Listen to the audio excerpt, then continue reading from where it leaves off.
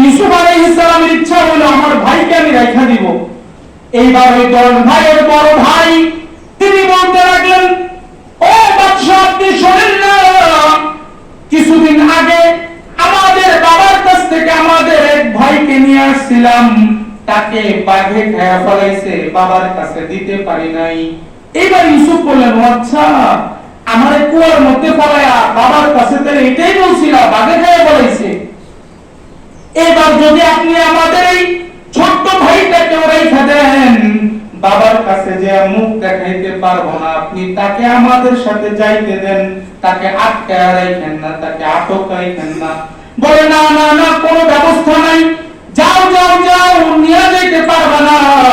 ইউসুফ আলাইহিস সালাম অনেকক্ষণ পরে তারপর বলতে লাগলেন, তোমরা তোমাদের ওই ভাইয়ের সাথে, যেই ভাইকে তোমরা কুয়ার মধ্যে ফেলায় দিছিলা, তার সাথে তোমরা অন্যায় করেছো। তখন ভাই আশ্চর্য হয়ে গেল, আরে কুয়ার মধ্যে ফেলানোর ঘটনা এটা এই আদিতে মিশর খাদ্যমন্ত্রী জানে কেমনে?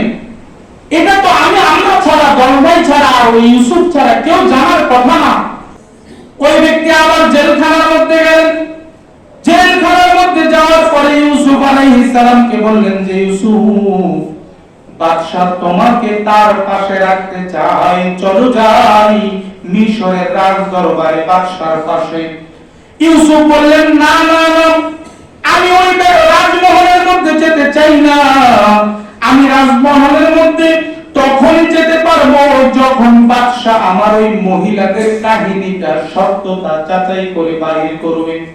বাদশা বললেন, আগের বাদশা তো মারা গেছে, দ্বিতীয় যখন ওই বাদশার ছেলে আসছে, সে ওই ঘটনাটা জানতো না। আয়েশা যখন জানাইছে যে, শোনেন, যতক্ষণ পর্যন্ত ইউসুফ আলাইহিস সালামের সাথে মহিলাদের ঘটে যাওয়া ঘটনা এটার ব্যাখ্যা না, সত্যতা যাচাই হবে, ইউসুফ আপনাদের কাছে আসবে না, আপনার কাছে। বাদশা বলেন, এটা আবার কেমন কথা? জেলখানা থেকে ছাড়া দিতে চাই, জেলখানা থেকে নাজাত দিতে চাই, তারপরেও সে আসতে চায় না, কি এমন ঘটনা? যাচাই করা হোক, চলো আমরা এটা যাচাই করব। ওই সময় ওই আজিজে মিশর জুলাইখার স্বামী, তাকে বলা হলো, আপনি যাচাই বাছাই করেন। সামনে আনা হলো মহিলাদেরকে, জিজ্ঞাসা করা হলো, কি হয়েছে বলো। তখন তারা বলল যে, জুলাইখা তার দোষ গোপন করার জন্য আমাদেরকে আনছে, ছুরি দিয়ে আমরা ইউসুফের সৌন্দর্য দেখে হাত কেটে ফেলাইছি, এই হলো সেই সৌন্দর্যের ঘটনা, এইটাই মহিলাদের ঘটনা, আমরা মূলত অপরাধী, ইউসুফের কোনো দোষ নাই। এরপরে আল্লাহ রাব্বুল আলামিন কোরআনুল কারীমের মধ্যে ইউসুফ আলাইহিস সালামের ওই সত্যতা যাচাই করার পরে, ওই সত্যতা যাচাই করার পরে ইউসুফ আলাইহিস সালামকে জানায় দেওয়া হইল, ও ইউসুফ, মহিলাদের ঘটনা যাচাই করে দেখলাম সম্পূর্ণ দোষী হইল মহিলারা, তোমার কোনো দোষ নাই। সবার কাছে যাচাই করার পরে ইউসুফ তখন ওই রাজদরবারে আসলেন। রাজদরবারে আসার পরে তিনি আসার কয়েকদিনের ভেতরে জুলাইখার স্বামী ইন্তেকাল করে, মারা যায়। এখনো পর্যন্ত মিশরের প্রাচীন সভ্যতার ওই অংশটুকু এখনো আছে। মিশরের মধ্যে মিশরের পিরামিড নামে যে অংশটা, ওই পিরামিড ওই ইউসুফ আলাইহিস সালামের জামানা থেকেই বানানো, এখনো পর্যন্ত এটা বিদ্যমান।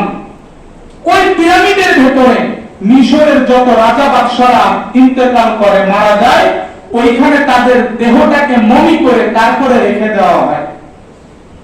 ইউসুফ আলাইহিস সালাম যার বাড়িতে লালিত পালিত হয়, জুলাইখার স্বামী ওই আজিজে মিশর, তিনি যখন কিছুদিন পরে মারা যায়, তখন বাদশা বলে যে, যেহেতু তিনি খাদ্যমন্ত্রী ছিলেন, আর আগামী 7 বছর এই এলাকায় ফসল ভালো হবে, আবার আপনি ব্যাখ্যা করেছেন তারপরে দুর্ভিক্ষ হবে, তার মানে আপনি জানেন কিভাবে আমরা এই দুর্ভিক্ষটা মোকাবেলা করতে পারবো।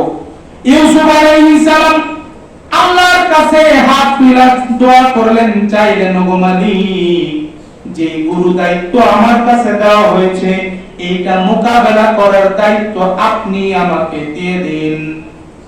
আল্লাহ রাব্বুল আলামিন জিবরাইলের মাধ্যমে খবর জানায় দিলেন, ইউসুফ, আপনি সবাইকে জানায় দেন, যদি ওই দুর্ভিক্ষ কেউ মোকাবেলা করতে চায়, তাহলে যাতে করে ওই 7 বছরের জমানো শীষ গমের দানা এটা যাতে শীষের মধ্যে আটি বেঁধে তারপরে সংরক্ষণ করে, তাহলে 7 বছর এটা যেমনে রাখবে ওইভাবেই থাকতে থাকবে, যেমনে রাখবে ওইভাবেই থাকবে।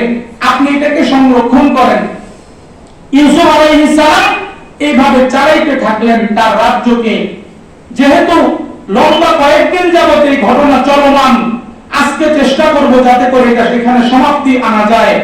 ইউসুফ আলাইহিস সালাম লম্বা একটা সময়ে ওই রাজ্যের 7 বছরের ওই দুর্ভিক্ষ মোকাবেলা করার জন্য ওই যখন ভালো ফসল উৎপাদন হয়, ইউসুফ আলাইহিস সালাম শীষের মধ্যে ওই দানাগুলিকে রাইখা রাইখা সংরক্ষণ করলেন।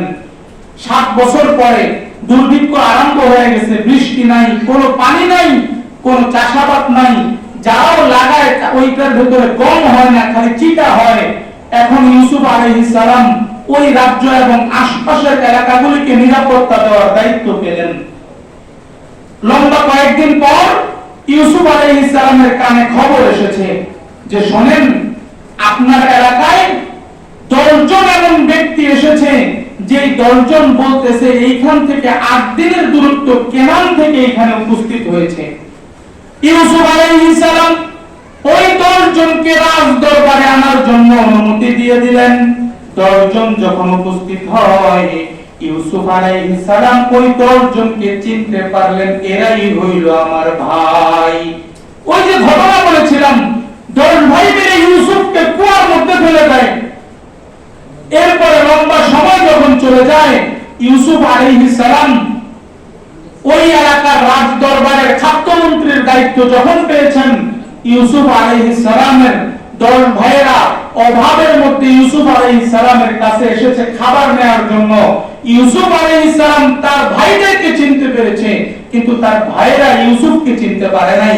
বলল যে আপনারা কোথা থেকে এসেছেন? বলে আমরা এসেছি এমন এক জায়গা থেকে, আমাদের পিতার নাম হলো ইয়াকুব ইবনে ইসমাইল ইবনে ইব্রাহিম। আমার বাবার নাম হলো ইয়াকুব, তার বাবা ইসমাইল, তার বাবা ইব্রাহিম। ও আচ্ছা, তার মানে আপনারা ওই ইব্রাহিম নবীর বংশধর?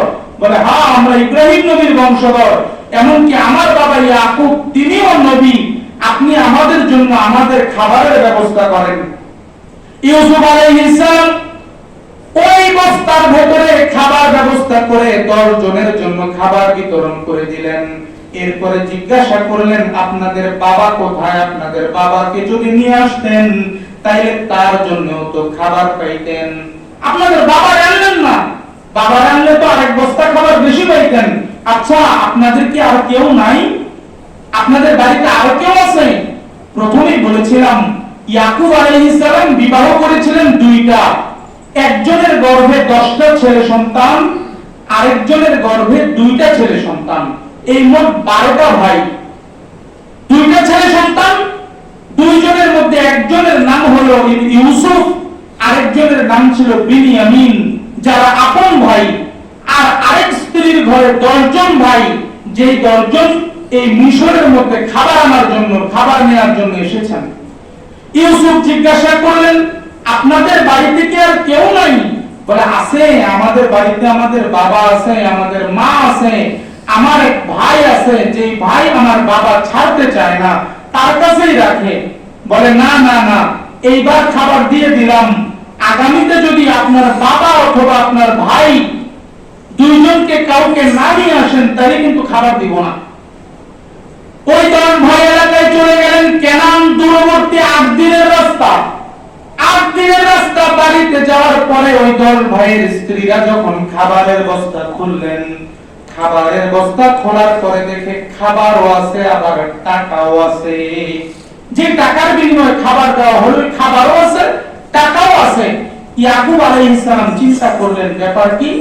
খাবারও রাখলো, টাকাও নিল না, কারণটা কি? এখানে কোনো সমস্যা আছে।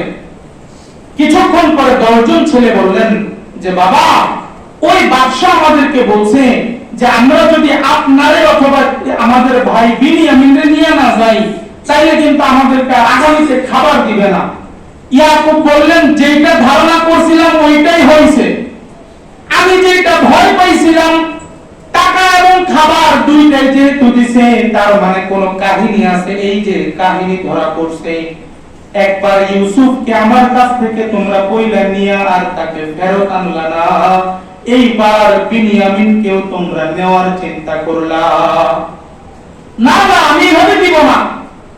আমার ছেলে বিনিয়ামিনকে আমি ছাড়তে পারবো না। তার শরীরের মধ্যে আমি ইয়াকুবের ঘ্রাণ পাই, আমি ইউসুফের ঘ্রাণ পাই, আমি বিনিয়ামিনকে আমার কাছ থেকে ছাড়তে পারবো না, তোমরা যাও।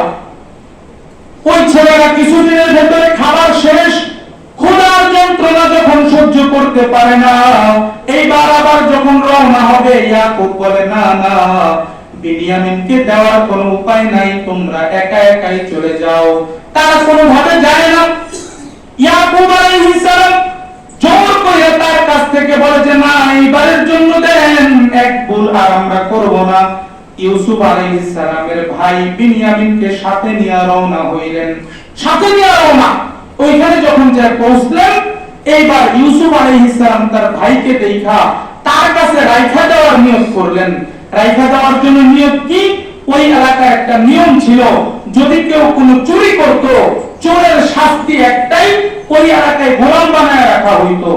ইউসুফ আলাইহিস সালামের ভাইদেরকে খাবার দেওয়া হইল। বিনিয়ামিনের ব্যাগের ভেতরে, বস্তার ভেতরে ওই এলাকার দামি একটা পাত্র দিয়ে দেওয়া হইল। যখন বাহির হয়ে চলে যাবে, ইউসুফ বললেন দাঁড়াও, আমার রাজ দরবারে একটা পাত্র পাওয়া যাইতেছে না, এটা খুঁজতে হবে তোমাদের ব্যাগে। যখন বস্তা খোঁজা হইল, খুঁজা খুঁজা ওই বিনিয়ামিনের বস্তার ভিতরে এটা পাওয়া গেছে। ওই বস্তা যখন খোলা হইল, এটা পাওয়া গেল, শাস্তির ফলাফল হইল, যার ব্যাগে পাওয়া গেছে তাকে এখানে রাখা যেতে হবে, তার যাওয়ার কোনো সুযোগ নাই। ইউসুফ আলাইহিস সালামের ইচ্ছা হইল আমার ভাইকে আমি রাখা দিব। এইবার ওই দল ভাইয়ের বড় ভাই তিনি বলতে লাগলেন, ও বাদশা, আপনি শোনেন না, কিছুদিন আগে আমাদের বাবার কাছ থেকে আমাদের এক ভাইকে নিয়ে আসছিলাম, তাকে বাঘে খেয়া ফলাইছে, বাবার কাছে দিতে পারি নাই। এবার ইউসুফ বললেন, আচ্ছা, আমার কুয়ার মধ্যে ফলাইয়া বাবার কাছে তাহলে এটাই বলছিলাম, বাঘে খেয়া ফলাইছে। এবার যদি আপনি আমাদের এই ছোট্ট ভাইটাকে রাইখা দেন, বাবার কাছে যে মুখ দেখাইতে পারবো না, আপনি তাকে আমাদের সাথে যাইতে দেন, তাকে আটকায় রাখেন না, তাকে আটক রাখেন না। বলে না না না, কোনো ব্যবস্থা নাই, যাও যাও যাও, নিয়ে যেতে পারবে না। ইউসুফ আলাইহিস সালাম অনেকক্ষণ পরে তারপর বলতে লাগলেন, তোমরা তোমাদের ওই ভাইয়ের সাথে, যেই ভাইকে তোমরা কুয়ার মধ্যে ফেলায় দিছিলা, তার সাথেও তোমরা অন্যায় করেছো। দল ভাই আশ্চর্য হয়ে গেল, আরে কুয়ার মধ্যে ফেলানোর ঘটনা, এটা এই আজিজে মিশর খাদ্যমন্ত্রী জানে কেমনে? এটা তো আমরা ছাড়া, দল ভাই ছাড়া, আর ওই ইউসুফ ছাড়া কেউ জানার কথা না। তখন দল ভাইয়ের মধ্যে এক ভাই বলতো, আনতা ইউসুফ, তুমি কি তাই ইউসুফ? এইবার বললেন যে হ্যাঁ, আমি হইলাম ইউসুফ, আর এই যে আমার ভাই, এর নাম হলো বিনিয়ামিন। বলে তোমাদের সাথে, তোমাদের দুই ভাইয়ের সাথে আমরা অন্যায় করেছি, এইবার এই অন্যায়ের জন্য আমরা তোমাদের দুই ভাইয়ের কাছে ক্ষমা চাই। তোমাদের জন্য কান্নাকাটি করতে করতে আমাদের বাবা ইয়াকুব চোখের মধ্যে ঘাও বানাইতে বানাইতে দৃষ্টি শক্তি হারায়া অন্ধ হয়ে গেছে। অন্ধ হয়ে গেছে আমাদের বাবা। ইউসুফ আলাইহিস সালাম তার শরীরের জামাটা খুইলা তারপরে দিয়া দিলেন, বললেন যে যাও, যাইয়া আমার বাবা ইয়াকুবের চোখের মধ্যে এটা লাগাইলেই তারপর আমাদের বাবা ভালো হয়ে যাবে। ইয়াকুব আলাইহিস সালামের ওই 8 দিনের দূরত্বের রাস্তা যখন জামানিয়া রওনা হইল, ইউসুফ আলাইহিস সালাম তার শরীরের ঘ্রাণ ইয়াকুব আলাইহিস সালাম পাইতে লাগলেন। আল্লাহ তাআলা একটা নিদর্শন, এটা চোখের মধ্যে যখন জামাটা লাগানো হইল, আল্লাহ তাআলা তার চোখের দৃষ্টি শক্তি ফিরিয়ে দিলেন। দীর্ঘদিন পরে ইউসুফ আলাইহিস সালামের সাথে ইয়াকুব আলাইহিস সালামের পুনরায় আবার সাক্ষাৎ হইল। এখন এটার মধ্যে আল্লাহ তাআলা কি বুঝাইতে চাইলেন, এই আয়াতের মধ্যে, এই সূরার মধ্যে ব্যাখ্যা হইল, ইউসুফ আলাইহিস সালাম এবং ইয়াকুব আলাইহিস সালামের এই যে দূরত্ব হইল, আবার তারপরে তাদের একত্রিত হওয়া, এটার মধ্যে আল্লাহ রাব্বুল আলামিন নিদর্শন রেখেছেন যে শোনো, তোমরা যেই মুহাব্বতের মধ্যে আটকা ছিলা, নবীদেরকে মুহাব্বত থেকে কিছুটা বিরত রাখা, আমি আমার নবুয়ত দেওয়ার জন্য পরিপক্ক করে তুলি। ইউসুফ আলাইহিস সালাম এবং ইয়াকুব আলাইহিস সালামকে দূরত্ব রেখে এটাই করলাম। যেহেতু এই ঘটনাটা শোনানো হয়েছিল আমাদের নবী মুহাম্মদুর রাসূলুল্লাহ সাল্লাল্লাহু আলাইহি ওয়াসাল্লামকে, তিনি কষ্ট সহ্য করতে না পাইরা মক্কা থেকে মদিনায় হিজরত করে চলে যাবেন। নবীজির মনে যাতে একটু শান্তি পায়, নবীজি যাতে একটু আরাম পায়, মনে যাতে কষ্টটা ভুলে যায়, এই কারণে ওই পেছনের একটা নবীর ঘটনা আল্লাহ আমাদের নবীকে শোনাইলেন। শোনানোর মাধ্যমে বুঝাইলেন যে নবী শোনেন, আপনি ইয়াকুবের ছেলে ইউসুফ প্রথমে কেনান থেকে কুয়ার ভিতরে পড়ছে, ওইখান থেকে জেলখানায় গেছে, জেলখানা থেকে আইসা করে বাদশা হইছে। নবী আপনি শোনেন, আজকে আপনি যখন মক্কা থেকে চলে যাবেন, মক্কা থেকে যাওয়ার পরে আপনি কিন্তু আবার এইখানে আবার ফেরত আসবেন, আর যখন আসবেন তখন আপনি মক্কার বাদশা হয়ে তারপরে ফেরত আসবেন। আল্লাহ তাআলা আমাদের সাময়িক যে কষ্ট ক্লেশ এইগুলি থেকে আমাদের ধৈর্য ধারণ করে বিপদ থেকে পরবর্তীতে আল্লাহর ফয়সালা শান্তিতে যাওয়ার তৌফিক দান করেন। ওয়া আখিরু দাওয়ানা আলহামদুলিল্লাহি রাব্বিল আলামিন।